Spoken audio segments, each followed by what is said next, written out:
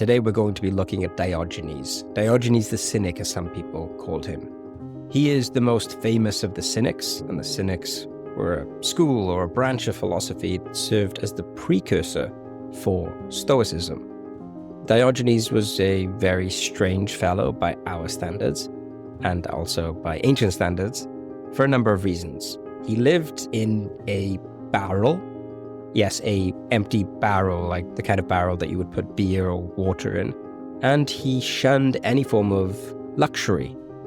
Diogenes, for example, only ate when he was starving hungry and drank when he was gaspingly thirsty. Why did he do this? Well, by following this protocol, he was able to enjoy a simple cup of water as if it was the world's most expensive wine. This goes back to the gap theory of happiness, as William B. Irvine calls it. There are two ways we can be happy, either by trying to get something on the other side of a gap between where we are and where the external object is. So if I want luxurious wine, I can try and get money and then acquire it and then drink it. I close a gap that is only closed temporarily before a new shiny object appears. Or we can learn to want the things we already have. And one way that we can learn to want the things that we already have is by meditating or experiencing abstinence or deprivation or loss. And so when Diogenes only drank when he was thirsty, he was able to reconnect to the amazing experience of drinking, the thing that was easily available to him, but the thing that most people had become jaded by and stopped appreciating, and that is water. The core of Diogenes' thought was based on his observation that, quote, bad men obey their lusts as servants obey their masters, end quote. And because we are so bad at controlling our desires, we never find contentment. This is why Diogenes was so intent on being the master of his own lust and attachments. Side question, do you consider yourself to be a master of your lust and attachments? It's a pretty epic goal. And if you aren't a master of your lusts and attachments, that's okay. We're working on that. We don't have to be perfect. It's a big, ambitious goal that we can have, but it's still something that is noble to aim at. Perhaps Diogenes' greatest and most memorable display of Stoic superhero strength was in meeting with Alexander the Great. Alexander was taught by Aristotle and had brilliant admiration for great thinkers. One day when riding through Greece, Alexander encountered Diogenes, a philosopher he had heard many great things about.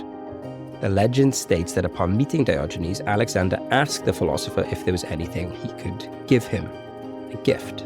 Alexander at this point in time was the most powerful man in the entire world. And he was also extremely hot-tempered. There were stories of Alexander having his best friends executed for disrespecting him.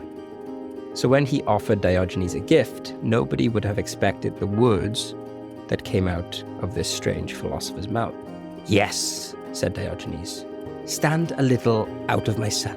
Diogenes was so steadfast in his cynic or stoic way of living, he even risked the wrath of Alexander the Great to demonstrate it. Diogenes was not someone who just lived his philosophy.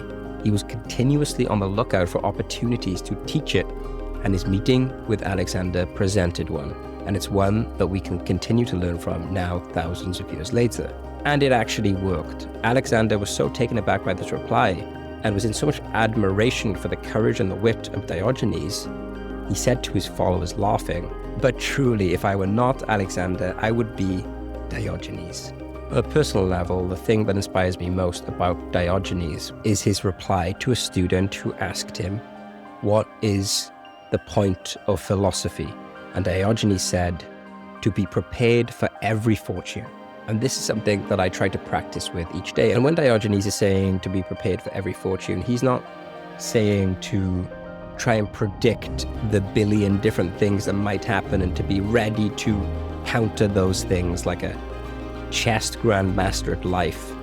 What Diogenes is saying is that he wants to develop so much equanimity, so much acceptance, so much radical gratitude, that if the big tragedies in life before him, or the big wins, so we're talking about illness, death, betrayal, exile, great wealth, fame, whatever the case, whatever the ups or the downs that fortune brings, when they do come, we will be prepared for them in our spirit, in our mind. We will be able to handle them with wisdom.